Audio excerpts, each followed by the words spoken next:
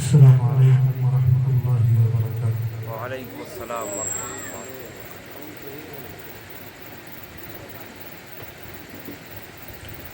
الحمد للہ نحمده ونستعینه ونستغفره ونؤمن به ونتوکل علیہ ونعوذ باللہ من شرور انفسنا ومن سیئات اعمالنا، من يهده الله فلا مضل له ومن يضلله فلا هادي له، ونشهد أن لا إله إلا الله وحده لا شريك له، ونشهد أن سيدنا ومولانا محمدا عبده ورسوله. أما بعد فأعوذ بالله من الشيطان الرجيم، بسم الله الرحمن الرحيم. والسابقون الأولون من المهاجرين والأنصار والذين اتبعوهم بإحسان رضي الله عنهم ورضوا عنه وأعد لهم جنات تجري من تحتها الأنهار خالدين فيها أبدا، ذلك هو الفوز العظيم. صدق الله العظيم. انتہائی قابل احترام حضرت مولانا محمد عثمان صاحب دامت برکاتہ سرزمین محمود آباد کے انتہائی باغیرت مسلمان، آپ حضرات بے انتہا مبارکباد کے مستحق ہیں کہ آج سے تقریباً 25 سال قبل جو ایک شمع روشن کی گئی تھی اور شہدائے اسلام کے عنوان سے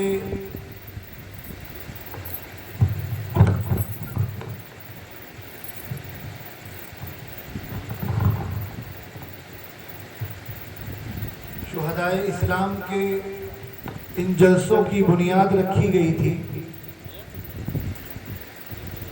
گزرتے ہوئے دن اور بدلتے ہوئے حالات کے باوجود اللہ تعالیٰ کے فضل اور اس کی توفیق نیز آپ حضرات کی توجہ اور جذبے کی بدولت یہ سلسلہ الحمدللہ اسی طرح جاری اور ساری ہے۔ ہمیں اللہ تعالیٰ سے یہ دعا کرنی چاہیے کہ اللہ تعالیٰ جب تک ہمیں زندہ رکھیں حضرات صحابہ کرام رضوان اللہ علیہ اجمعین اور حضرات اہل بیت عظام کی غلامی کرتے ہوئے اور ان کی مدح اور ان کا دفاع کرتے ہوئے زندہ رکھیں، اور اللہ تعالی ہم لوگوں کو یہ طاقت اور قوت عطا فرمائے، وہ جذبہ عطا فرمائے کہ ہم اپنے اس تاریخی پروگرام کو تا قیامت باقی رکھ سکیں۔ آج کے زمانے میں ان پروگراموں کی ضرورت اور اہمیت یہ پہلے سے زیادہ بڑھ گئی ہے۔ آج اس وقت جو اس ملک میں اور سارے عالم میں مسلمان جن چیلنجز سے گزر رہے ہیں اور جن آزمائشوں کا سامنا کر رہے ہیں، ان حالات میں شہدائے اسلام کے عنوان سے ہونے والے پروگرام اور دین اسلام کے لیے قربانی دینے والے مقدس شخصیات کے واقعات بیان کرنا اور سننا، یہ ہماری آپ کی اس امت کی، ہمارے نوجوان بچے بچیوں کی ایک بہت بڑی ضرورت ہے۔ پوری اسلامی تاریخ کا جائزہ اگر لیا جائے تو پوری تاریخ میں کوئی وقت ایسا نہیں گزرا جب اہل ایمان مختلف آزمائشوں کا شکار نہ ہوئے ہوں، اور اللہ تعالیٰ کا یہ نظام ہے، اللہ تعالیٰ کی یہ سنت ہے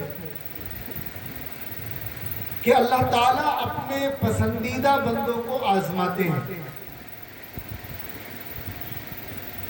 ہمارے سامنے خود اللہ کے محبوب پیغمبر جناب رسول اللہ صلی اللہ علیہ وسلم کی سیرت نمونے کے لیے موجود ہے۔ خود آقا علیہ السلام کو دین کے لیے کس قدر شدید تکلیفوں کا اور آزمائشوں کا سامنا کرنا پڑا وہ ہم بارہا بیانات میں سنتے رہتے ہیں۔ اسی طرح دیگر انبیاء کے واقعات قرآن پاک میں بیان کیے گئے، جس میں ایک اہم نام حضرت ابراہیم علیہ السلام کا ہے۔ اور ہم جانتے ہیں کہ حضرت ابراہیم علیہ السلام کا کیا مقام اور کیا مرتبہ ہے۔ خلیل اللہ کہا گیا، یعنی اللہ کے دوست ہیں، اور اللہ نے آپ کو وہ مقام عطا فرمایا ہے کہ حضرت ابراہیم کا پورا گھرانہ نبیوں کا گھرانہ ہے۔ حضرت ابراہیم کے دو بیٹے دونوں اللہ کے پیغمبر ہیں، حضرت اسماعیل اور حضرت اسحاق۔ حضرت اسحاق کے بیٹے حضرت یعقوب بھی اللہ کے پیغمبر ہیں، اور حضرت یعقوب کے بیٹے حضرت یوسف بھی اللہ کے پیغمبر ہیں۔ حضرت یعقوب کی اولاد میں اللہ تعالیٰ نے بے شمار انبیاء کرام کو بھیجا، اور حضرت اسماعیل کی اولاد میں اللہ تعالیٰ نے اپنے سب سے لاڈلے اور محبوب پیغمبر کو مبعوث فرمایا۔ یہ مقام و مرتبہ ہونے کے باوجود اللہ تعالیٰ نے حضرت ابراہیم علیہ السلام کی ایسی شدید آزمائش کی ہے اور ایسا امتحان لیا ہے کہ گھر سے ان کو نکالا گیا، آگ میں ڈالا گیا، بڑھاپے کی اولاد کو جبکہ وہ دودھ پینے کی عمر میں تھی اس کو تنہا صحرا میں چھوڑنا پڑا۔ پھر وہ اولاد بڑی ہو گئی تو اس کو ذبح کرنے کا حکم دیا گیا، قربان کرنے کا حکم دیا گیا۔ اس قدر شدید آزمائشیں بھی حضرت ابراہیم کو برداشت کرنی پڑی۔ ظاہر ہے جب اللہ کے ایسے جلیل القدر پیغمبر آزمائے جا رہے ہیں اور ان کو چیلنجز کا اور مخالفتوں کا سامنا کرنا پڑ رہا ہے، تو ہم جو ان پیغمبروں کے نام لیوا ہیں تو ہمارے ساتھ تو حالات آنے ہی ہیں۔ قرآن کریم میں اللہ تعالیٰ نے ہر بات صاف صاف طور پر بیان فرما دی۔ ایک جگہ فرمایا ام حسبتم ان تترکوا ام حسبتم ان تدخلوا الجنہ، تم یہ سمجھتے ہو کہ تم جنت میں داخل کر دیے جاؤ گے۔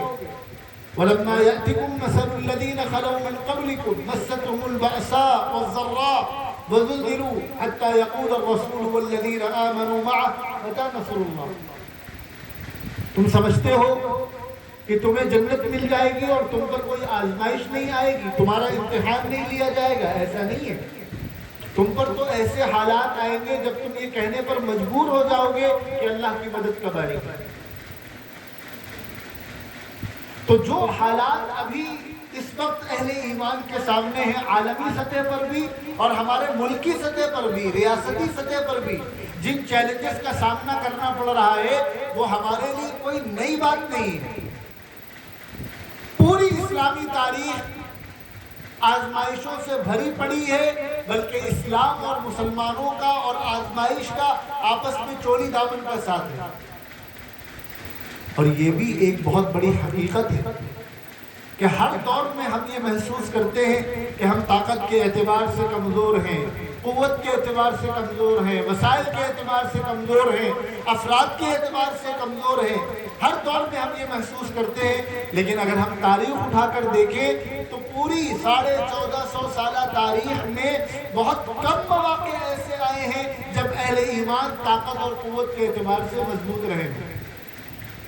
پھر وہ چاہے مکہ کی حضور کی 13 سالہ زندگی ہو، پھر وہ غزوہ بدر ہو، غزوہ احد ہو، یا جو بھی غزوات ہوں، حضرات صحابہ کرام رضوان اللہ علیہم اجمعین کے زمانے کی لڑائیاں ہوں، سیدنا عمر بن خطاب رضی اللہ عنہ کے زمانے میں اسلامی پرچم آدھی دنیا پر لہرا گیا، لیکن اگر ہم وسائل کی بات کریں، طاقت کی بات کریں، قوت کی بات کریں تو ہر دور میں اہل ایمان اپنے مد مقابل سے کمزور رہے۔ پھر بھی یہ دین پوری دنیا میں پھیل گیا،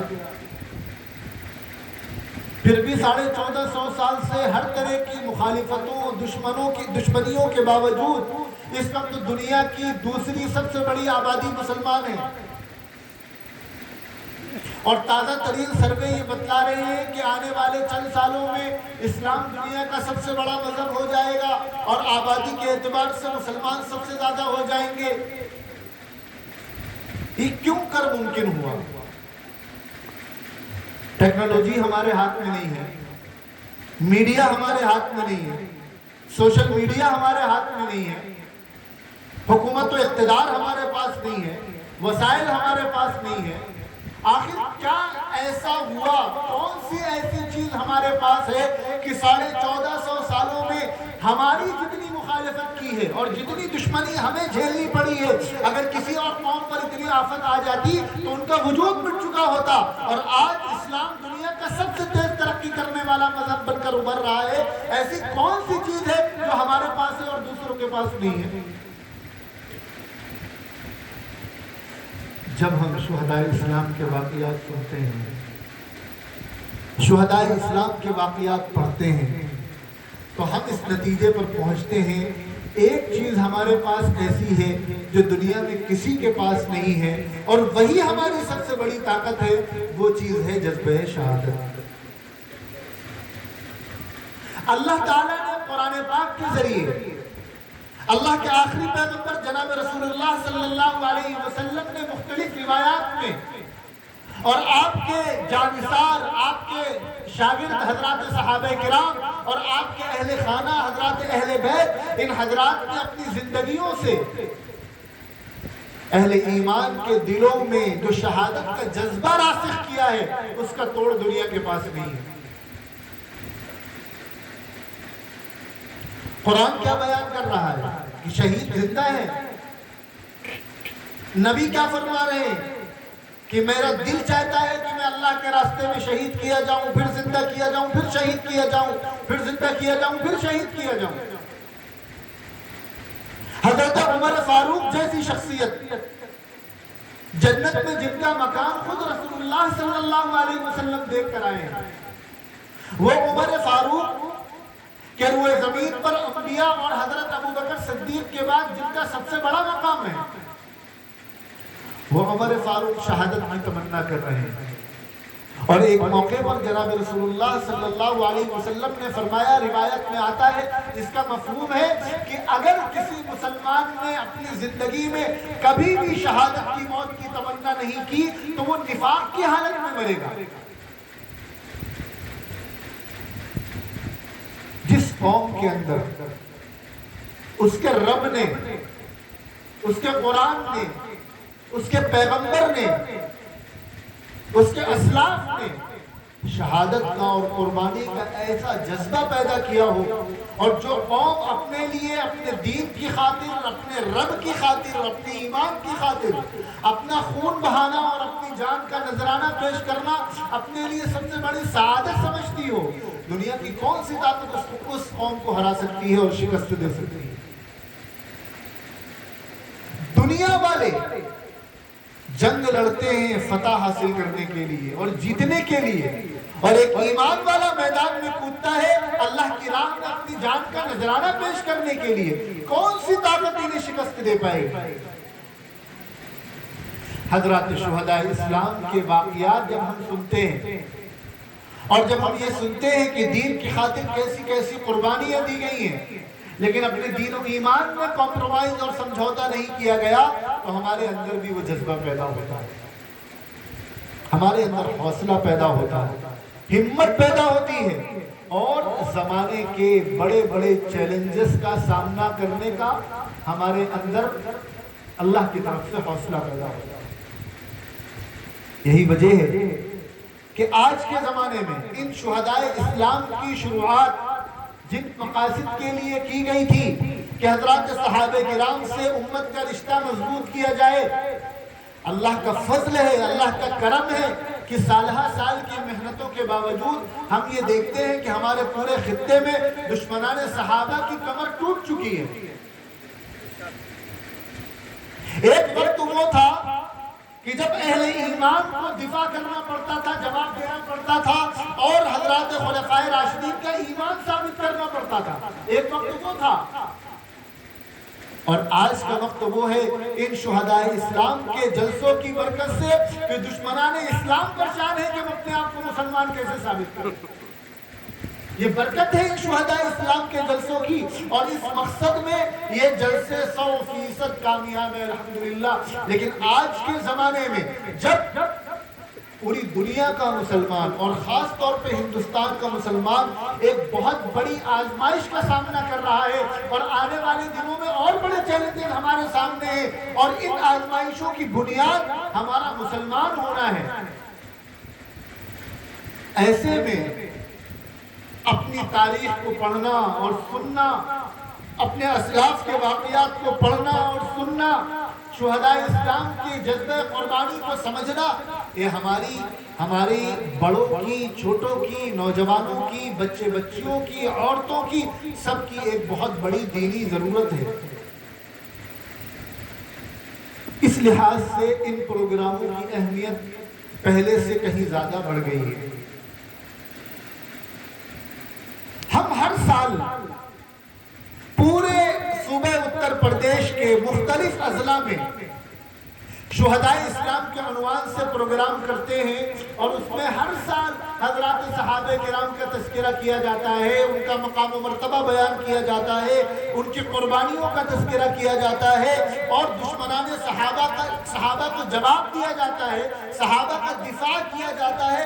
اس کی کیا ضرورت ہے؟ ان پروگراموں کی کیا ضرورت ہے؟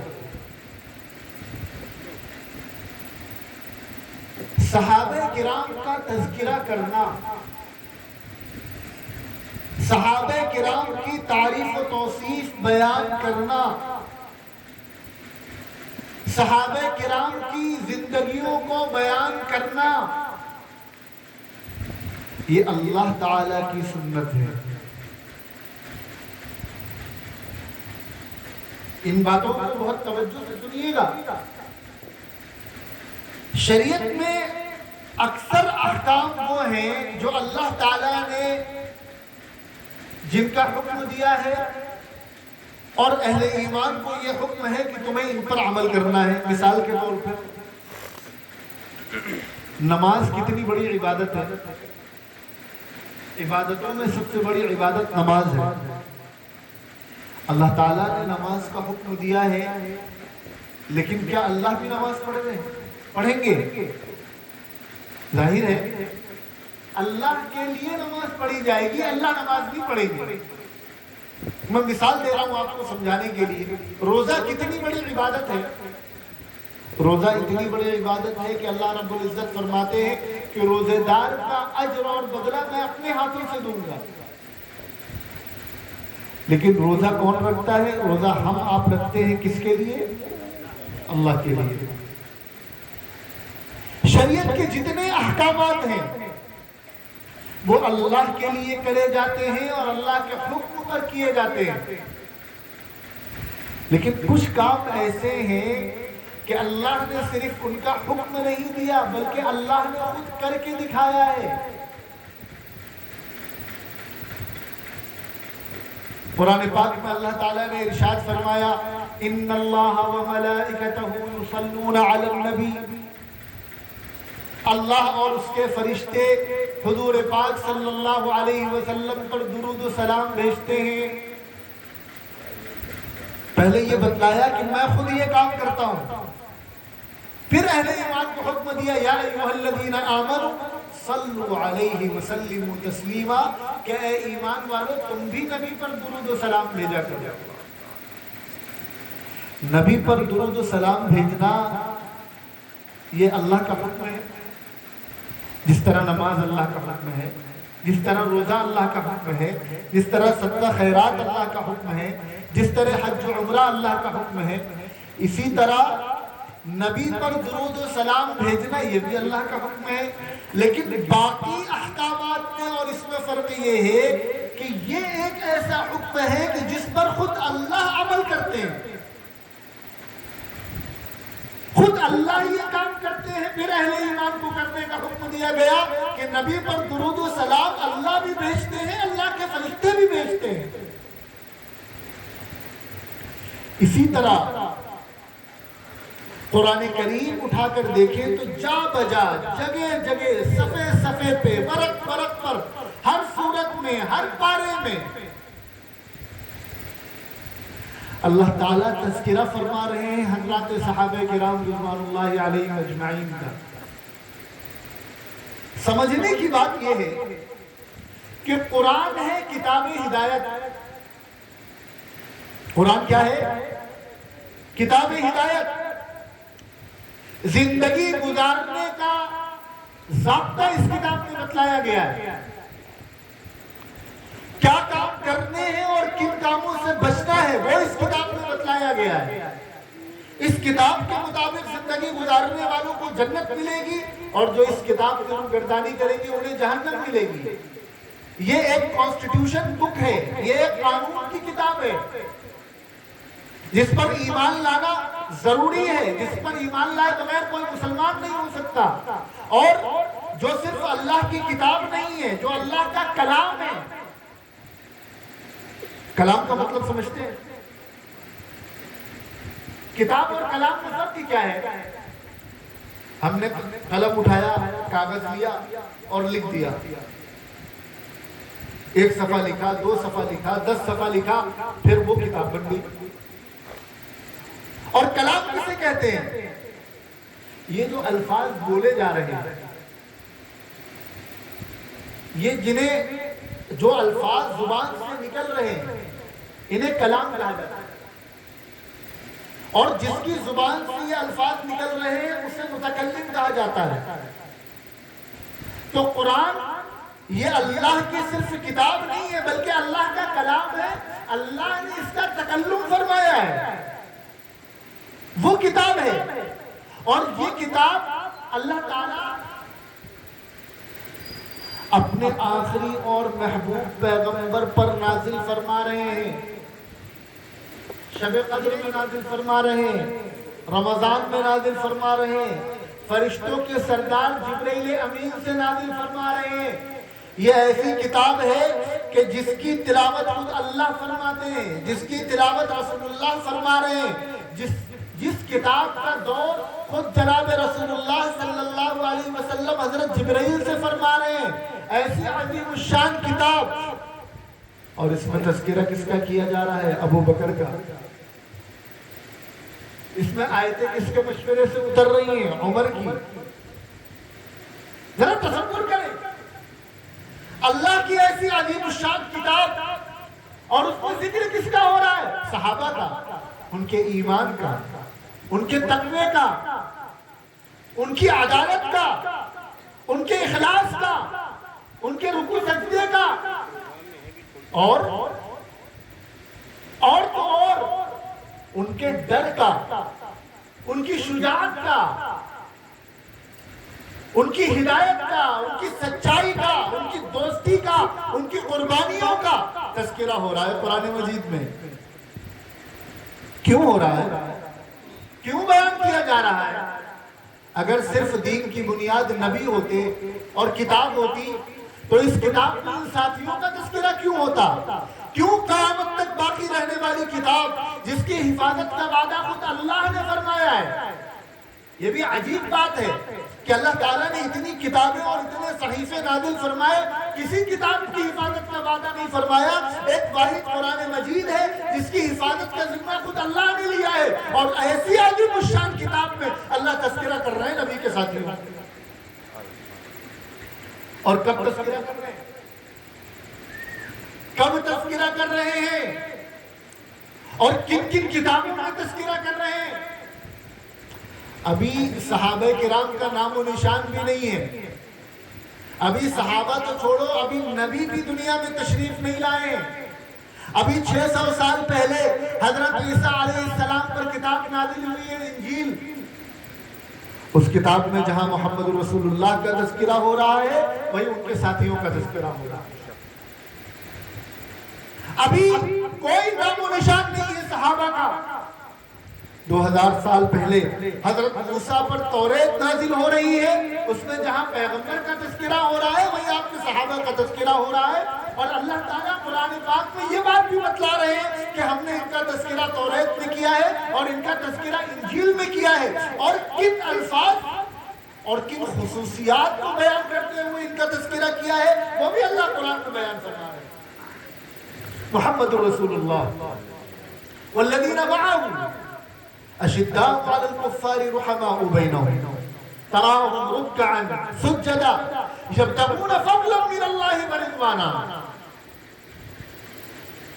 ایک طرف بتلا رہے ہیں کہ ان کو آپ رکوع سجدہ کرتے ہوئے دیکھتے ہیں، اتنا بتلا دینا کافی تھا، لیکن اللہ عالم الغیب ہے، اللہ تو قیامت تک آنے والے حالات کو جانتے ہیں۔ اللہ کو معلوم ہے کہ ایک وقت آئے گا جب کچھ بدبخت ان کے اخلاص پر انگلی اٹھائیں گے، ان کی نیتوں پر انگلی اٹھائیں گے، تو اللہ تعالیٰ اس کا پہلے سے جواب دے رہے ہیں، یبتغون فضلا من اللہ ورضوانا، ان کا ہر کام اللہ کے لیے، اللہ کی رضا کے لیے۔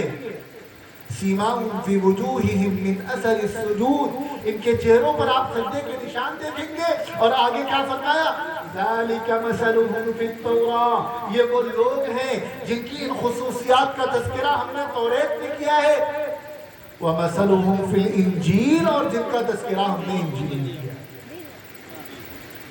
جن حضرات کا تذکرہ اللہ توریت میں کرے، جن حضرات کا تذکرہ اللہ انجیل میں کرے، جن حضرات کا تذکرہ اللہ قدم قدم پر قرآن پاک میں کرے، پتہ یہ چلا کہ صحابہ کرام کا تذکرہ کرنا، ان کی تعریف بیان کرنا، ان کی زندگی اور ان کے حالات بیان کرنا، ان کے ایمان کا چرچا کرنا، یہ خود اللہ کی سنت ہے، یہ خود اللہ کا طریقہ ہے۔ اور صرف صحابہ کرام کی تعریف و توصیف کرنا، صرف صحابہ کرام کا تذکرہ کرنا، صرف یہ اللہ کا طریقہ نہیں ہے۔ صحابہ کرام کو کچھ کہا جائے تو اس کا جواب دینا بھی اللہ کی سنت ہے۔ نعرہ تکبیر! بعض لوگ یہ سمجھتے ہیں، بعض لوگ یہ سمجھتے ہیں کہ فلاں نے کچھ کہہ دیا تو کہہ دیا، ہر بات کا جواب دینے کی کیا ضرورت ہے؟ سنیے، جواب دینا صحابہ کی طرف سے یہ کس کی سنت ہے؟ اللہ کس کی سنت ہے؟ اللہ سب بولیں گے تو بات آگے بڑھے گی۔ اتنی دور سے سفر کر کے بھی ہم ہی آئیں اور تقریر بھی ہم ہی کریں اور آپ خالی خاموش بیٹھے رہیں گے، ایسے بات نہیں چلے گی۔ بات اگر ذہن نشین کرنی ہے تو آپ کو بھی بولنا پڑے گا۔ صحابہ کا تذکرہ کرنا یہ کس کی سنت ہے؟ اللہ کی۔ اس سے ایک بات اور پتہ چلی کہ صحابہ کا تذکرہ کرنے کے لیے کوئی ضروری نہیں ہے کہ جب صحابہ کو برا بھلا کہا جائے گا سبھی ان کا تذکرہ ہوگا، کوئی ضروری نہیں ہے۔ پوری دنیا صحابہ کرام کی تعریف و توصیف کرنا شروع کر دے، پوری دنیا صحابہ کی عقیدت و محبت میں سرشار ہو جائے، روئے زمین پر ایک انسان بھی صحابہ پر انگلی اٹھانے والا نہ بچے، تب بھی یہ اہل ایمان کا فریضہ اور ذمہ داری ہوگی کہ وہ ذکر صحابہ کی مجلس سے منعقد کرے۔ حضرت موسیٰ کے زمانے میں کون ابو بکر عمر پر اعتراض کرتا تھا جو توریت میں تذکرہ کرنا پڑا؟ تو صحابہ کا ذکر کرنا یہ امت کی ذمہ داری ہے، امت کا فریضہ ہے، ہر حال میں امت کا فریضہ ہے، اور یہ اللہ کی سنت ہے۔ اسی طرح اگر کوئی صحابہ پر انگلی اٹھائے تو صحابہ کی طرف سے وکیل بن کر جواب دینا یہ بھی اللہ کی سنت اور اللہ کا طریقہ ہے۔ قرآن اٹھائیے، صحابہ کا معاملہ ایسا ہے کہ صحابہ کا مقام و مرتبہ بیان کرنے کے لیے کسی اور کتاب کو کھولنے کی ضرورت ہی نہیں ہے، کسی مولوی کی تقریر سننے کی ضرورت ہی نہیں ہے۔ آپ اللہ کا کلام کھولیے، الحمد سے والناس تک پورا قرآن صحابہ کرام کے تذکرے سے، ان کی تعریف سے اور ان کے دشمنوں کو جواب دینے سے بھرا پڑا ہے۔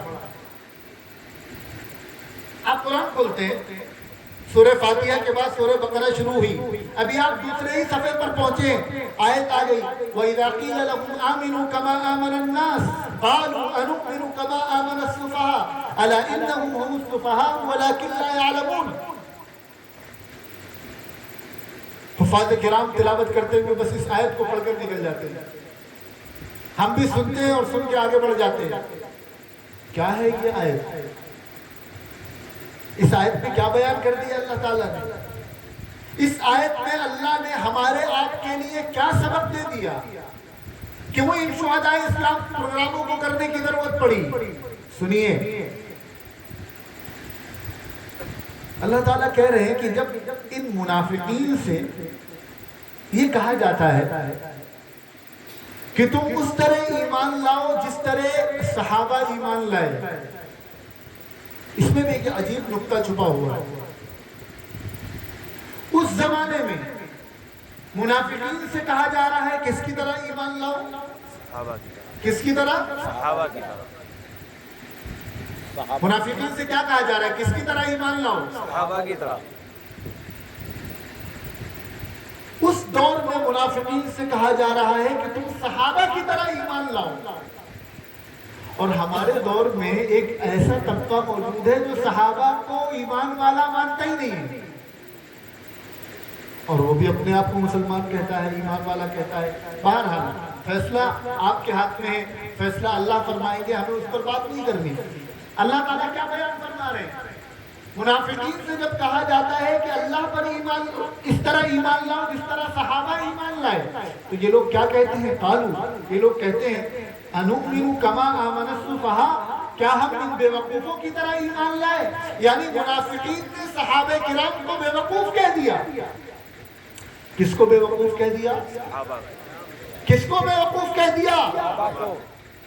اللہ کی غیرت کو اتنا بھی گوارا نہیں ہے کہ کوئی میرے محبوب کے ساتھیوں کو بے وقوف کہے۔ کیوں گوارا نہیں ہے؟ اس لیے گوارا نہیں ہے کہ ان کو چنا بھی تو اللہ نہیں ہے، یہ انتخاب بھی تو اللہ ہی کا ہے، یہ سلیکشن بھی تو اللہ ہی کا ہے، خود سے نہیں آگے اللہ ان کو چن کر لائے۔ جس طرح اللہ تعالیٰ نے دنیا بھر کی روحوں کو اور دنیا بھر کے انسانوں کو دیکھا اور پھر اس نے اپنے محبوب کو منتخب فرمایا، اسی طرح اللہ نے اپنے محبوب کی معیت کے لیے اور ان کے ساتھ کے لیے دنیا بھر کے انسانوں کو دیکھا اور ان میں جو سب سے اچھے تھے انہیں چن کر محبوب کے قدموں میں بھیجا۔ تو یہ اللہ کا انتخاب ہے، تم ان کو بے وقوف کہو گے؟ اللہ کی غیرت کو یہ گوارا نہیں۔ اللہ تعالیٰ اتنے بے غیرت نہیں ہے کہ کوئی صحابہ کو بے وقوف کہے اور اللہ برداشت کر جائے۔ ہم ہی جیسے لوگ ہو سکتے ہیں کہ یہ معلوم ہونے کے باوجود کہ فلاں طبقہ ابو بکر و عمر عثمان عائشہ اور معاویہ کو گالی بکتا ہے، پھر بھی فلاں ملک پہ حملہ کر دیا اور فلاں پہ میزائل مار دی، وہ ہمارے ہیرو بن جاتے ہیں۔ اتنی بے غیرتی ہمارے اندر ہے۔ اللہ کی شان اس بات کو بھی برداشت نہیں کر سکتی کہ میرے محبوب کے صحابہ کو بے وقوف کہا جائے، اور اللہ رب العزت جواب دے رہے ہیں، اسی جگہ جواب دے رہے ہیں۔ یہ بھی نہیں کہ ایک آدھ پارے کے بعد یا ایک آدھ صفحات کے بعد یا کسی اور موقع پر جواب دے، اللہ اسی وقت جواب دے رہے ہیں، الا انہم ہم السفہاء، یہی لوگ بے وقوف ہیں، اور انہیں یہ پتہ بھی نہیں کہ یہ بے وقوف ہیں۔ پتہ یہ چلا کہ صحابہ کرام کی طرف سے وکیل بن کر صحابہ کے دشمنوں کو جواب دینا یہ اللہ کی سنت ہے، اور جن الفاظ میں صحابہ پر اعتراض کیا جائے، تبرہ کیا جائے، انہی الفاظ میں بلکہ اس سے زیادہ سخت الفاظ میں جواب دینا اللہ کی سنت ہے۔ اب یہاں علماء موجود ہیں، وہ سمجھیں گے الا تاکید کے لیے انہم ہم السفہاء، دو ضمیر ہے، انہ استعمال کیا جا رہا ہے، انہوں نے تو خالی بے وقوف کہا، اللہ تعالیٰ تاکید در تاکید در تاکید شامل کر کے فرما رہے ہیں یہی لوگ بے وقوف ہیں۔ تو پتہ یہ چلا کہ صحابہ کے دشمنوں کو جواب دینا بھی اللہ کی سنت، جن الفاظ میں صحابہ پر انگلی اٹھائے اس سے زیادہ سخت طریقے سے جواب دینا اللہ کی سنت، اور جس انداز میں صحابہ پر انگلی اٹھائی جائے اسی انداز میں جواب دینا سنت۔ صحابہ پر انگلی اگر اسٹیج لگا کر اٹھائی جائے گی تو اسٹیج لگا کر جواب دیا جائے گا، صحابہ پر اعتراض اگر کیمرے کے سامنے آ کر کیا جائے گا تو ایسے بھی صحابہ کے غلام کھڑے ہوں گے جو کیمرے میں بیٹھ کر جواب دیں گے۔ صحابہ پر اگر مجلس لگا کر جواب دیا جائے گا تو پھر گھر کے اندر پروگرام ہالوں میں، اسکولوں میں، مدرسوں میں، کالجوں میں، چوک چوراہوں پر، دفتروں میں مجلس لگا کر صحابہ کرام کی طرف سے جواب دیا جائے گا، اور یہ اللہ کی سنت ہے، یہ اللہ کا طریقہ ہے۔ اور خالی صحابہ نہیں، نبی سے جڑے ہر شخص پر، ہر شخص کا معاملہ ایسا ہے کہ اللہ کو اس پر اعتراض برداشت نہیں ہے۔ حضور کی سب سے چہیتی بیوی ابو بکر کی بیٹی حضرت عائشہ پر منافقین نے زنا کا الزام لگایا، اور ایسا زبردست ان لوگوں نے ہنگامہ کیا، ایسا پروپیگنڈا کیا کہ بعض اہل ایمان بھی اس پروپیگنڈے کا شکار ہو گئے۔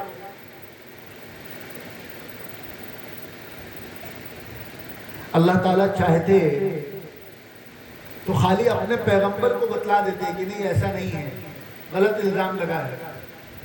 اللہ تعالیٰ نے 10 آیتیں نازل فرمائی ہیں حضرت عائشہ صدیقہ رضی اللہ عنہ کی دفاع میں، ان کی طرف سے جواب دیتے ہوئے قرآن کی آیتیں نازل فرمائی، گویا کہ حضرت عائشہ کو جواب جو دیا گیا وہ قیامت تک کے لیے قرآن کا حصہ بن گیا۔ اب جن الفاظ میں حضرت عائشہ کی پاکیزگی بیان کی جا رہی ہے، ایک لفظ پر 10 نے کیا، ایک لفظ پر 10 نے کیا، اور جن الفاظ میں حضرت عائشہ پر الزام لگانے والوں پر کی مذمت کی جا رہی ہے، اور جو لوگ اس پروپیگنڈے کا شکار ہو گئے ان کو ڈانٹ پھٹکار لگائی جا رہی ہے، ایک لفظ پر 10 نے کیا۔ اندازہ لگائیے کہ اللہ کو کیسی شدید محبت ہے حضرات صحابہ سے، ازواج مطہرات سے، نبی سے جڑے ایک شخص سے، کہ اس کی طرف سے وکیل بن کر جواب دینا اور اس کا دفاع کرنا یہ اللہ کی سنت قرار پایا، اللہ کا طریقہ بن گیا یہ۔ اور جو لوگ صحابہ کرام کی طرف سے وکیل بن کر جواب دیتے ہیں اور جو لوگ صحابہ کا دفاع کرتے ہیں، یہ جتنے لوگ بھی شہداء اسلام کے پروگرام کرتے ہیں ان کے لیے یہ بشارت ہے۔ جو لوگ بھی شہداء اسلام کے پروگراموں کے ذریعے حضرات صحابہ کرام کا تذکرہ کر رہے ہیں اور صحابہ کی طرف سے وکیل بن کر دشمنوں کو جواب دے رہے ہیں، اللہ تعالیٰ کو ایسے لوگ اتنے پسند ہیں کہ آپ نے 12 واقعہ سنا ہے بیعت رضوان کا۔ افواہ اڑ گئی کہ حضرت عثمان شہید کر دیے گئے، خود پیغمبر اور پیغمبر کے ساتھیوں نے قسم کھا لی کہ جب تک عثمان کا بدلہ نہیں لے لیں گے اس وقت تک چین سے نہیں بیٹھیں گے۔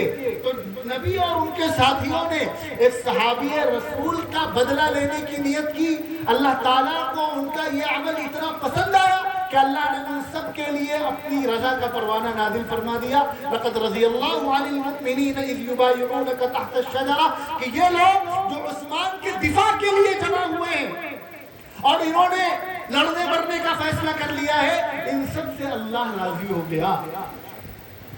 تو ہم اللہ کی رحمت سے یہ امید رکھ سکتے ہیں کہ جن لوگوں نے بھی ان پروگراموں کا آغاز کیا، شہداء اسلام کے عنوان سے ہونے والے پروگراموں کا، اور ان پروگراموں میں 10 دن تک اور 11 دن تک اور بعض جگہوں پر 15 دن تک صحابہ کرام کا دفاع کیا جا رہا ہے، صحابہ کے دشمنوں کو جواب دیا جا رہا ہے، انشاءاللہ ثم انشاءاللہ اللہ ان سب سے راضی ہو گئے۔ اور خالی ان سے راضی نہیں ہو گئے، جو لوگ 12 1 بجے تک بیٹھے رہے اور صحابہ کا تذکرہ سنتے رہے، انشاءاللہ اللہ ان سب سے راضی ہو گئے۔ تو صحابہ کا تذکرہ کرنا یہ کس کی سنت ہے؟ اللہ صحابہ کی طرف سے جواب دینا یہ کس کی سنت ہے؟ اللہ اور جو لوگ صحابہ کا دفاع کرتے ہیں اللہ ان سے راضی ہوتے ہیں. یاد رہے گا یہ سبب؟ یاد رہے گا؟ صحابہ کا دفاع کرنا اور صحابہ کی طرف سے جواب دینا یہ نبی کی بھی سنت ہے. اس کی بھی سنت ہے، نبی صلی اللہ نبی کی بھی سنت ہے. ایک موقع آیا جب بعض لوگوں نے بعض صحابہ کرام پر کچھ اعتراض کیا. اللہ کے نبی کو خبر پہنچی تو آپ کو یہ گوارا نہیں ہوا کہ میرے صحابہ پر کوئی اعتراض کرے. آپ نے کیا فرمایا؟ لا تسبوا اصحابی. دیکھو میرے صحابہ کو برا بھلا مت کہنا، میرے صحابہ کو برا بھلا مت کہنا. تم میں سے کوئی شخص احد پہاڑ کے برابر بھی سونا خرچ کر دے. احد پہاڑ دیکھا ہے کتنا بڑا ہے؟ احد پہاڑ بہت بڑا ہے. جو لوگ حج عمرہ کرنے گئے ہیں، مدینہ منورہ گئے ہیں، انہوں نے دیکھا ہوگا کئی کلومیٹر پر پھیلا ہوا ہے. اور کیا خرچ کرنے کو کہا جا رہا ہے؟ سونا. آج کے زمانے میں سونے کی کتنی ویلیو ہے؟ اتنا سا بھی اگر سونا کسی کو مل جائے تو وہ بہت سنبھال کے رکھے گا. اب تو ریٹ ویسے بھی بہت زیادہ بڑھ گئے. تو حضور فرما رہے تم میں سے اگر کوئی شخص، یعنی تم سب، تم بڑے بڑے پیر، بڑے بڑے قطب، ابدال، علماء، صلحاء، شیخ، بڑے بڑے خطیب، بڑے بڑے مدرسوں کے ذمہ دار، سب سنو. تم میں سے اگر کوئی شخص صحابہ احد پہاڑ کے برابر سونا خرچ کر دے، پھر بھی صحابہ کرام نے اللہ کے دین کے لیے ایک مٹھی برابر بھی اگر کوئی چیز خرچ کی ہے تو تم اس کے برابر نہیں پہنچ سکتے. اس سے یہ پتا چلا، ایک تو یہ پتا چلا کہ نبی کے سامنے صحابہ کی برائی ہو نبی کو یہ گوارا نہیں ہے. ایک تو یہ بات پتا چلی.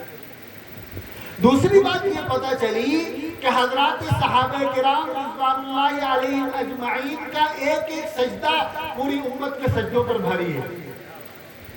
حضرات صحابہ کرام کی زبان سے نکلا ہوا ایک اللہ اکبر پوری امت کی تسبیحات پر بھاری ہے. عجیب مقام اللہ نے ان کو عطا فرمایا ہے. ہماری زبان اس کو بیان کرنے سے قاصر ہے، ہماری سمجھ اس کو سمجھنے سے قاصر ہے. جو مقام اللہ نے حضرات صحابہ کرام کو عطا فرمایا ہے، نبی کو بھی یہ گوارا نہیں ہے کہ میرے صحابہ کو برا بھلا کہا جائے. ایک جگہ اور ارشاد فرمایا اذا رأيتم الذين يسبون اصحابي. دیکھو تم جب یہ دیکھو کہ کوئی میرے صحابہ کو برا بھلا کہہ رہا ہے تو صرف یہ نہیں کہ وہاں سے اٹھ کر چلے جاؤ، صرف یہ نہیں کہ ایسے آدمی سے دوری بنا لو، بلکہ صحابہ کی طرف سے جواب دو. خاموش اٹھ کر نہیں جانا ہے. اذا رأيتم الذين يسبون اصحابي فقولوا لعنت اللہ علی شرکم. تو تم کہو کہ تمہارے شر پر اللہ کی لعنت ہو. ایک جگہ فرمایا من سب اصحابی، جس نے میرے کسی صحابی پر تبصرہ کیا، تبرہ کیا، برا بھلا کہا، فعلیہ لعنت اللہ والملائکۃ والناس اجمعین. تو اس پر اللہ کی لعنت ہو، اس پر فرشتوں کی لعنت ہو، اس پر تمام انسانوں کی لعنت ہو. دیکھو فتویٰ دینا مفتی کا کام ہے، مفتی نہیں ہے. لیکن تھوڑا بہت جو سمجھ میں آتا ہے وہ یہ سمجھ میں آتا ہے کہ ایک طرف شریعت میں کسی مسلمان کو لعنت بھیجنا ناجائز قرار دیا گیا. کسی مسلمان کو لعنت نہیں بھیجی جا سکتی. ٹھیک ہے، کسی بھی مسلمان کو لعنت بھیجنا جائز نہیں. کیوں؟ لعنت بھیجنے کا مطلب یہ ہوتا ہے کہ اللہ کی رحمت سے دور ہونے کی بددعا دی جا رہی ہے. اور ایک ایمان والا جس کے دل میں ایمان ہے وہ کتنا بھی گنہگار ہو جائے وہ اللہ کی رحمت سے دور نہیں ہو سکتا. اب آپ یہ بتائیے کہ جناب رسول اللہ صلی اللہ علیہ وسلم یہ فرما رہے ہیں کہ جو میرے صحابہ کو برا بھلا کہے گا اس پر اللہ کی بھی لعنت، اس پر فرشتوں کی بھی لعنت، اس پر تمام انسانوں کی لعنت۔ اب اگر کوئی مولوی کہے کہ بھائی انہیں کافر نہ کہو تو ہم کس کی مانیں؟ اللہ کے نبی کی۔ بلا وجہ لوگ دلیل دیتے ہیں، نکات بیان کرتے ہیں اور ادھر ادھر کی باتیں کرتے ہیں کہ یہ تو نماز بھی پڑھتے ہیں اور یہ تو اذان بھی دیتے ہیں، یہ تو یہ بھی کرتے ہیں اور وہ بھی کرتے ہیں۔ بھائی سیدھی سی بات ہے، یہ لعنت کے مستحق ہے، اللہ کی لعنت کے مستحق ہے، فرشتوں کی لعنت کے مستحق ہے، تمام انسانوں کی لعنت کے مستحق ہے۔ اب ایسے لوگوں پر ہم لعنت نہ بھیجیں تو کیا کریں؟ ہم آپ کی مانیں کہ نبی کی مانیں؟ نبی کی بات۔ ایک موقع پر آقا صلی اللہ علیہ وسلم نے فرمایا، آپ نے بارہا سنا ہے، آپ نے فرمایا اللہ اللہ فی اصحابی لا تتخذوهم غرضا من بعدی فمن احبهم فبحبی احبهم ومن ابغضهم فببغضی ابغضهم۔ آگے اور بھی الفاظ ہیں کہ جس نے اللہ کے نبی فرما رہے ہیں کہ میرے صحابہ کے بارے میں اللہ سے ڈرنا، الفاظ پر غور کیجیے، میرے صحابہ کے معاملے میں کس سے ڈرنا؟ اللہ سے ڈرنا، اور میرے بعد ان کو تنقید کا نشانہ مت بنانا۔ یہ کون کہہ رہا ہے؟ اللہ کے نبی۔ یہ بات کون کہہ رہا ہے؟ رسول اللہ فرما رہے ہیں میرے بعد ان کو تنقید کا نشانہ مت بنانا۔ یہاں پر ایک بات اور سمجھ لیجئے، پیغمبر اپنی طرف سے کچھ نہیں کہتے، پیغمبر کی کوئی بات اپنی طرف سے نہیں ہوتی، پیغمبر جو کچھ کہتے ہیں اللہ کی طرف سے کہتے ہیں، اور یہ بات بھی اللہ نے قرآن میں بتلائی ہے، وَمَا يَنطِقُ عَنِ الْهَوَىٰ إِنْ هُوَ إِلَّا وَحْيٌ يُوحَىٰ، کہ یہ جو کچھ کہتے ہیں میری طرف سے کہتے ہیں، اور پیغمبر کہہ رہے ہیں دیکھو میرے صحابہ کے معاملے میں اللہ سے ڈرتے رہنا، میرے بعد ان کو تنقید کا نشانہ مت بنانا۔ اور پھر قیامت تک کے لیے ایک ایسا قانون بتلا دیا، ایک ایسا پیمانہ بتلا دیا کہ جس کے بعد تو کوئی گنجائش ہی نہیں بچتی۔ آپ نے کیا فرمایا؟ آج کی اس گئے گزرے دور میں بھی اگر کوئی پیارے آقا پر، پیارے آقا کی شان میں گستاخی کر دے تو گنہگار سے گنہگار مسلمان بھی برداشت نہیں کر پاتا ہے۔ کیوں؟ کیونکہ اس کے دل میں نبی کی محبت ساری دنیا سے بڑھ کر ہے، اور ہونی بھی چاہیے، کیونکہ نبی نے فرمایا ہے تم اس وقت تک کامل مسلمان نہیں ہوگے جب تک تمہارے دل میں میری محبت تمہارے باپ، تمہاری اولاد اور ساری دنیا سے زیادہ نہ ہو جائے، سارے انسانوں سے زیادہ جب تک محبت نہ ہو جائے تب تک تم کامل مسلمان نہیں ہوگے، تب تک تمہارا ایمان ادھورا رہے گا۔ اور یہ بات بھی 100% سچ ہے، بالکل فیصلہ ہے کہ نبی کی محبت کے بغیر کوئی بھی عمل اللہ کے نزدیک قابل قبول نہیں۔ جو دل، جو سینہ نبی کی محبت سے خالی ہو، پھر ایسے آدمی کی نماز، روزہ، حج، زکوٰۃ، صدقہ، خیرات، تسبیحات کچھ بھی اللہ کے یہاں قابل و قبول نہیں ہے۔ اعمال کی قبولیت کی سب سے پہلی شرط پیارے آقا کی سچی محبت اور عقیدت ہے، اور پیارے آقا اپنی محبت کا پیمانہ کس کو قرار دے رہے ہیں؟ ہم سب چاہتے ہیں کہ ہمارے دل میں نبی کی محبت آ جائے، ہم سب چاہتے ہیں، دعا بھی مانگتے ہیں، تمنا بھی کرتے ہیں۔ پیمانہ کیا ہے یہ جانچنے کا کہ ہمارے دل میں نبی کی محبت کتنی ہے؟ پیمانہ حضور بتلا رہے ہیں، کیا فرما رہے ہیں؟ کیا فرما رہے ہیں؟ من احبہم، دیکھو یہ میرے صحابہ ہیں، تم مجھ سے محبت کرنا چاہتے ہو نا، اور میری محبت کے بغیر جنت بھی نہیں ملے گی۔ اب تمہیں پتہ کیسے چلے گا کہ تمہیں مجھ سے محبت ہے کہ نہیں؟ میں تمہیں بتلا رہا ہوں، تمہیں کیسے پتہ چلے گا؟ من احبہم، یہ میرے صحابہ سے اگر محبت ہے تم کو، ان کی محبت تمہارے دل میں فبحبی احبہم، تو یہ اس بات کی نشانی ہے کہ تمہیں مجھ سے محبت ہے، یہ محبت مجھ سے محبت کی وجہ سے ہے۔ اللہ اکبر، کیا مقام دیا ہے اللہ تعالیٰ نے حضرات صحابہ کرام کو کہ حضور اپنی محبت کا پیمانہ صحابہ کی محبت کو قرار دے رہے ہیں۔ اور اس سے آگے بڑھ کر جو لوگ صحابہ پر انگلی اٹھاتے ہیں، لوگ کہتے ہیں سخت بات نہیں کہنی چاہیے، تو ہم تو کچھ کہتے نہیں، ہم تو صرف بتاتے ہیں کہ نبی نے کیا کہا ہے۔ نبی کیا فرما رہے ہیں؟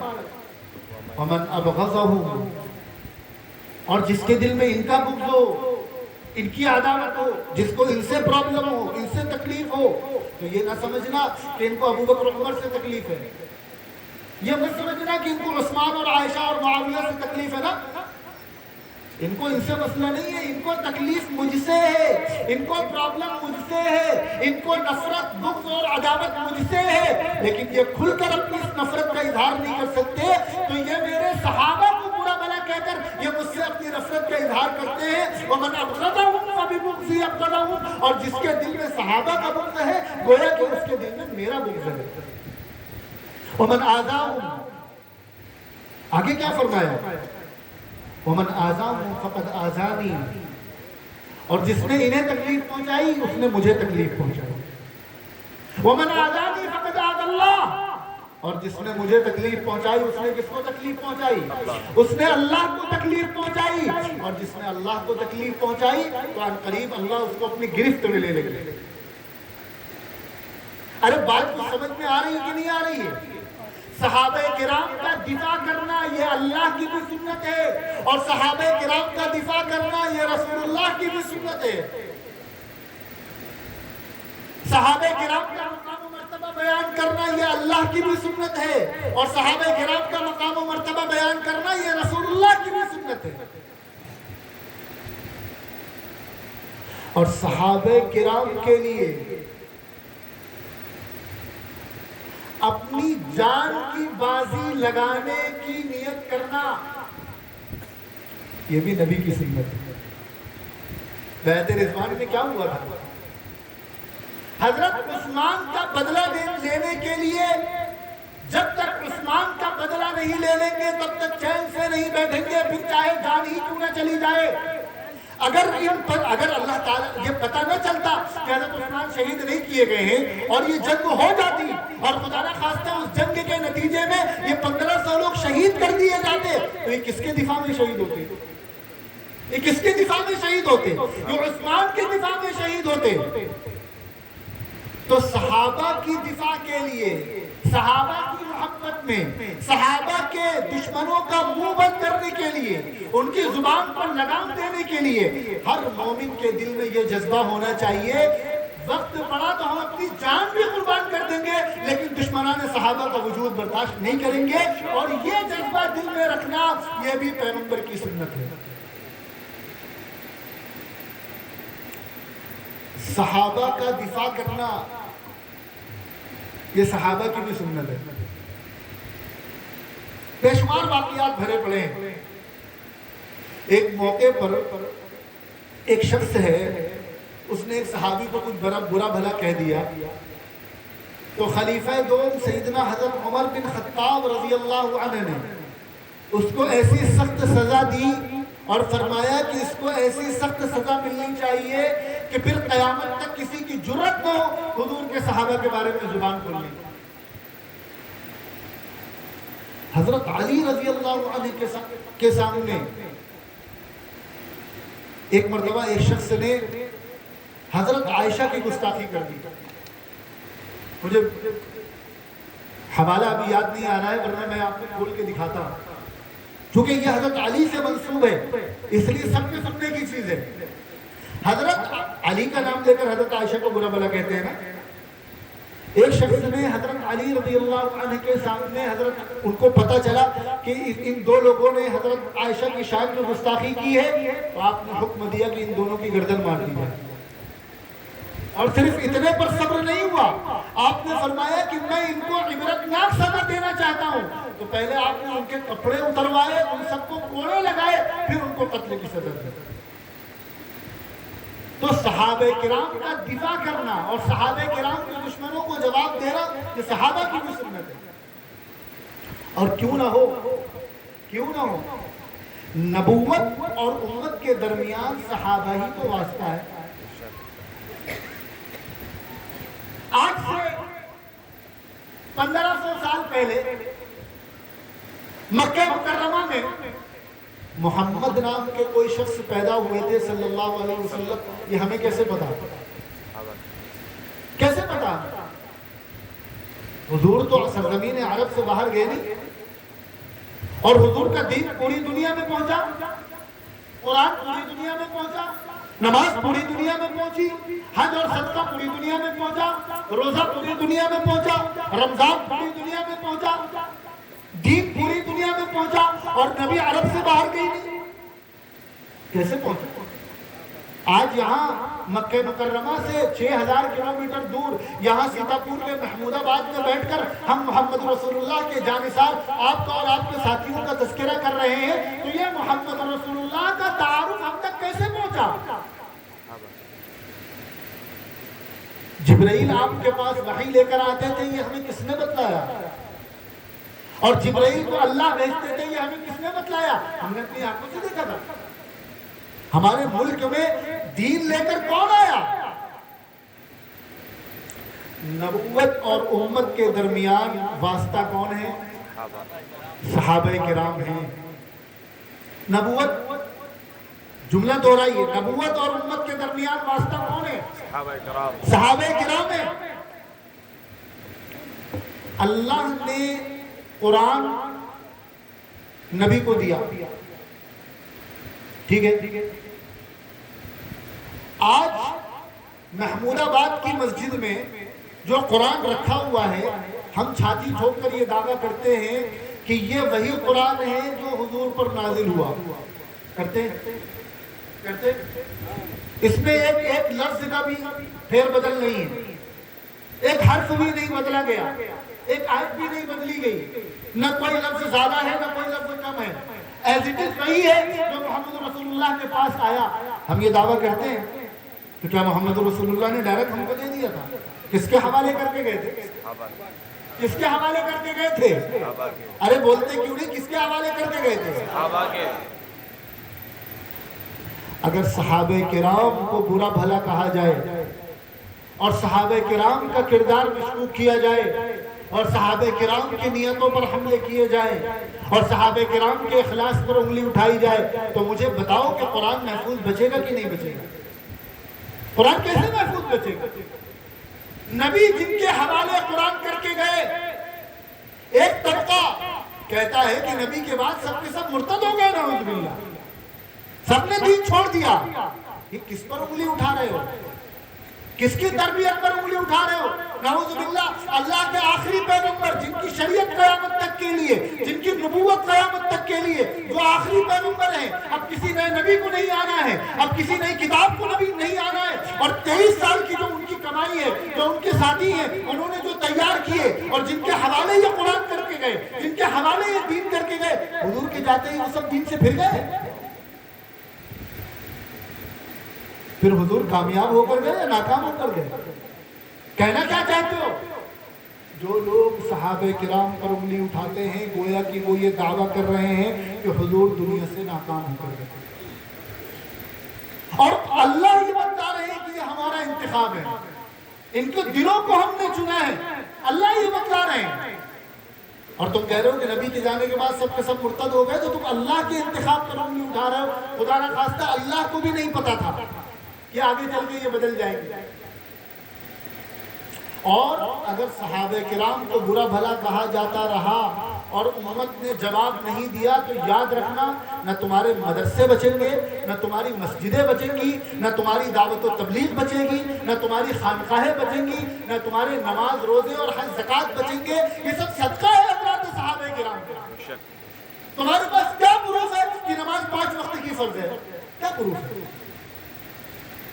تمہارے پاس کیا پروف ہے کہ مسجد کا رخ خانہ کعبہ کی طرف ہونا چاہیے؟ اگر کوئی یہ دعویٰ کرتے کہ نہیں مسجد کا رخ مسجد اقصیٰ کی طرف ہونا چاہیے، تو تمہارے پاس دلیل کیا ہے سوائے صحابہ کے؟ اگر کوئی یہ دعویٰ کرتے کہ نماز 6 وقت کی ہے، تو تمہارے پاس دلیل کیا ہے سوائے صحابہ کے؟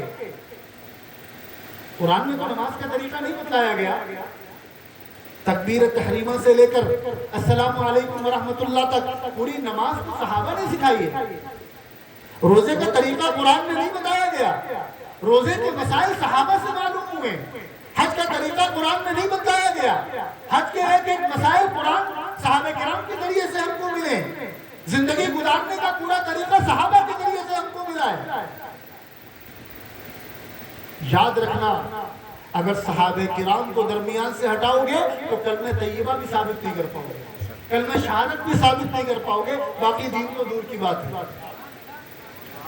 نبی اور امت کے درمیان صحابہ واسطہ ہیں، اگر صحابہ کا دفاع نہ کیا گیا تو پورا کا پورا دین مجروح ہو جائے گا۔ جو لوگ صحابہ کرام کا دفاع کر رہے ہیں، جو لوگ مدح صحابہ کی مجلسیں منعقد کر رہے ہیں، وہ دراصل دین کی حفاظت کر رہے ہیں، وہ قرآن کی حفاظت کر رہے ہیں، وہ نبی کی نبوت کی حفاظت کر رہے ہیں۔ صحابہ اگر محفوظ نہیں تو پیغمبر کی نبوت بھی محفوظ نہیں۔ صحابہ کرام وہ ہیں جنہیں حق کا معیار قرار دیا گیا ہے۔ کیا قرار دیا گیا ہے؟ کیا قرار دیا گیا ہے؟ الفاظ یاد کرو تبھی بات بنے گی۔ صحابہ کرام کو کیا قرار دیا گیا ہے؟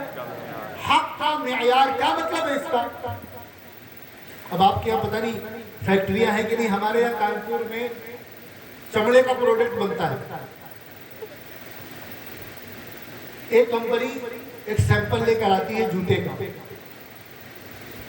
باہر کی کمپنی ایک جوتے کا سیمپل لے کر آتی ہے اور فیکٹری والوں کو دیتی ہے کہ ہمیں ایسے 1000 جوتے چاہیے، بالکل ایسے ہی چاہیے، اس میں کوئی فرق نہیں ہونا چاہیے، کوئی کمی زیادتی نہیں ہونا چاہیے، بالکل ایسے ہی 1000 جوتے چاہیے۔ اور اگر کسی پروڈکٹ میں کچھ 19-20 ہو جائے تو پھر وہ پروڈکٹ ایکسپورٹ نہیں ہوگا، پھر وہ لوکل مارکیٹ میں بکتا ہے اور اس کے ریٹ بھی ڈاؤن ہو جاتے ہیں۔ کئی مرتبہ آپ جائیں گے تو وہی جوتا آپ کو بڑی مارکیٹ میں 10,000 کا مل رہا ہے اور وہی جوتا لوکل مارکیٹ میں 800 اور 600 روپے کا مل رہا ہے۔ فرق کیا ہے؟ فرق یہ کہ اس میں ایک یہ دھاگا کٹ گیا ہے، اس میں ایک یہ ڈاٹ آ گیا ہے، اس میں ذرا سے یہ فرق آ گیا ہے۔ یہ جتنے پروڈکٹ جن کا آرڈر دیا گیا ہے، ان کا جو معیار ہے وہ جوتا ہے جو باہر کمپنی نے دیا ہے۔ اس ایک جوتے کے مطابق یہ سارے جوتے بنیں گے تو کمپنی ان کو لے گی ورنہ ریجیکٹ کر دے گی۔ بیگ بنتے ہیں، دوسرے پروڈکٹ بنتے ہیں تو ان کا ایک سیمپل دیا جاتا ہے، اس سیمپل کے مطابق آرڈر ہوتا ہے کہ یہ سیمپل ہے، اس کے مطابق 2000 بیگ چاہیے، اور ذرہ برابر بھی 19-20 ہوا تو کمپنی اس پروڈکٹ کو ریجیکٹ کر دے گی، آپ سے نہیں خریدے گی، پھر جو نقصان ہوگا وہ بھی آپ کا ہوگا۔ اللہ تعالیٰ نے قیامت تک آنے والے انسانوں سے کہا کہ ایمان لاؤ۔ اللہ تعالیٰ قیامت تک آنے والے انسانوں سے کہہ رہے ہیں کہ اپنا عمل درست کرو۔ وَالْعَصْرِ إِنَّ الْإِنسَانَ لَفِي خُسْرٍ، تمام انسان خسارے اور نقصان میں، إِلَّا الَّذِينَ آمَنُوا وَعَمِلُوا الصَّالِحَاتِ، وہی شخص کامیاب ہے جس کا ایمان ٹھیک ہوگا اور جس کا عمل ٹھیک ہوگا۔ اور ٹھیک ایمان کسے کہیں گے؟ ٹھیک ایمان اسے کہیں گے جو صحابہ کا تھا، ٹھیک عمل اسے کہیں گے جو صحابہ کا تھا۔ ایمان کا معیار کون ہے؟ صحابہ اکرام۔ ایمان کا معیار کون ہے؟ صحابہ ہے۔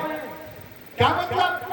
اب صحابہ کرام کے مطابق ایمان ہوگا تو اللہ تعالیٰ اس کو اپروو کریں گے ورنہ ریجیکٹ کر دیں گے۔ اعمال کا معیار صحابہ ہے۔ کیا مطلب؟ ہمارا عمل صحابہ کے مطابق ہوگا تو اللہ تعالیٰ اپروو کریں گے ورنہ ریجیکٹ کر دیں گے۔ اور یہ بات قرآن میں بیان کی جا رہی ہے۔ قربان جائیے، ہر بات قرآن میں موجود ہے، خدا جانے لوگ سمجھنا کیوں نہیں چاہتے۔ قرآن کہہ رہا ہے فَإِنْ آمَنُوا بِمِثْلِ مَا آمَنْتُمْ بِهِ فَقَدِ اهْتَدَوْا، ان کی طرح صحابہ کی طرح ایمان لائیں گے تو ان کا ایمان قابل قبول ہوگا۔ قرآن کیا کہہ رہا ہے؟ صحابہ کی طرح ایمان لانے پر تمہارا ایمان قابل قبول ہوگا، اور تو صحابہ کو ہی ایمان والا نہ مانے اس کے بارے میں آج کا مولوی ہمیں بتائے گا کہ وہ مسلمان ہے کہ یا نہیں ہے۔ قرآن کہہ رہا ہے کہ ایمان اسی وقت معتبر ہوگا جب تمہارا ایمان صحابہ کرام کے ایمان کے مطابق ہوگا، تبھی تمہارا ایمان معتبر ہوگا۔ اور پیارے آقا علیہ السلام بتلا رہے ہیں کہ تمہارے اعمال یہ صحابہ کرام کے مطابق ہوں گے تو قبول کیے جائیں گے۔ آقا نے فرمایا جنت میں ایک فرقہ جائے گا اور وہ جانے والا کون سا ہوگا؟ ما انا علیہ و اصحابی، جو میرے اور میرے صحابہ کے طریقے کے مطابق ہوگا۔ پتہ یہ چلا کہ ایمان تبھی قابل اعتبار ہے جب صحابہ کے مطابق ہے، اور اعمال اسی وقت قابل اعتبار ہے جب صحابہ کے مطابق ہے۔ دفاع صحابہ اس لیے بھی ضروری ہے تاکہ امت کا ایمان سلامت رہے، تاکہ امت کا ایمان اللہ کے نزدیک قابل قبول ہو جائے۔ صحابہ سے ہٹ کر جو ایمان ہے وہ اللہ کے یہاں قابل قبول نہیں ہے۔ صحابہ کا تذکرہ اس لیے بھی ضروری ہے تاکہ ہماری عبادات، ہمارے معاملات، ہماری معاشرت، ہمارے اخلاق، ہمارے ذکر و اذکار، ہماری تسبیحات اللہ کی بارگاہ میں قبول ہو جائے۔ صحابہ سے ہٹ کر جو بھی عمل کیا جائے گا وہ اللہ کے یہاں قابل قبول نہیں ہے۔ صحابہ کرام کا دفاع قرآن کا دفاع ہے۔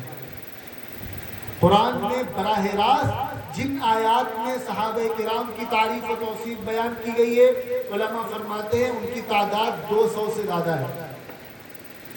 200 آیات وہ ہیں جس میں ڈائریکٹ صحابہ مخاطب ہے، صحابہ اس کا عنوان ہے اور باقی کوئی اس کا مخاطب نہیں ہے۔ اور وہ آیات جس میں صحابہ کے ساتھ ساتھ دیگر ایمان والوں کو بھی مخاطب کیا گیا ہے، وہ آیات 700 سے زیادہ ہیں۔ صحابہ کا دفاع کرنا قرآن کی ان 900 آیات کا دفاع کرنا، صحابہ کی طرف سے جواب دینا، صحابہ کا وکیل بن کر جواب دینا، قرآن کی ان 900 آیات کا وکیل بننا ہے۔ صحابہ کا دفاع کرنا، صحابہ کی طرف سے جواب دینا، یہ احادیث مبارکہ کا دفاع ہے۔ 2000 سے زائد احادیث ہے جس میں صحابہ کرام کا تذکرہ کیا جا رہا ہے۔ صحابہ کا دفاع کرنا ان احادیث کا دفاع کرنا ہے۔ اب آپ اندازہ لگائیے، یہ جو ہر سال آپ یہاں بیٹھ کر شہداء اسلام کو عنوان سے صحابہ کرام کا تذکرہ کرتے، یہ کوئی رسم ہے؟ یہ کوئی رسمی جلسہ ہے؟ یہ کوئی رسمی بیٹھک ہے؟ یہ بڑی بڑی عبادتوں پر بھاری ہے۔ پورا دین ہم یہاں بیٹھ کر پورے دین کی حفاظت کر رہے ہیں، پورے دین کا دفاع کر رہے ہیں، صحابہ کرام کا دفاع کر کے قرآن کا دفاع کر رہے ہیں، صحابہ کرام کا دفاع کر کے نبی کی نبوت کا دفاع کر رہے ہیں، اور صحابہ کرام کا دفاع کر کے اللہ کی توحید کا دفاع کر رہے ہیں، اللہ کی وحدانیت کا دفاع کر رہے ہیں۔ جان ہے صحابہ کرام اسلام کی، جان ہے۔ اگر صحابہ کو نکال دو تو پورا دین بے جان ہو جاتا ہے۔ اب مجھے بتائیے کہ ایک شخص بظاہر دیکھنے میں کلمہ بھی پڑھ رہا ہے، ایک شخص بظاہر دیکھنے میں قرآن کو ماننے کا بھی دعویٰ کر رہا ہے، ایک شخص بظاہر دیکھنے میں نماز بھی پڑھ رہا ہے، ایک شخص بظاہر دیکھنے میں حضور کا بھی نام لے رہا ہے، اہل بیت کا بھی نام لے رہا ہے، بڑی اچھی اچھی باتیں کر رہا ہے، پوری دنیا میں اکیلے ظلم کے خلاف لڑائی بھی لڑ رہا ہے، اسلام دشمنوں پر بم بھی مار رہا ہے اور خود بھی مار کھا رہا ہے، لیکن پیچھے نہیں ہٹ رہا ہے، ساری چیزیں اس کے اندر موجود ہے، لیکن وہ ساتھ میں ابو بکر کو بھی گالی دے رہا ہے،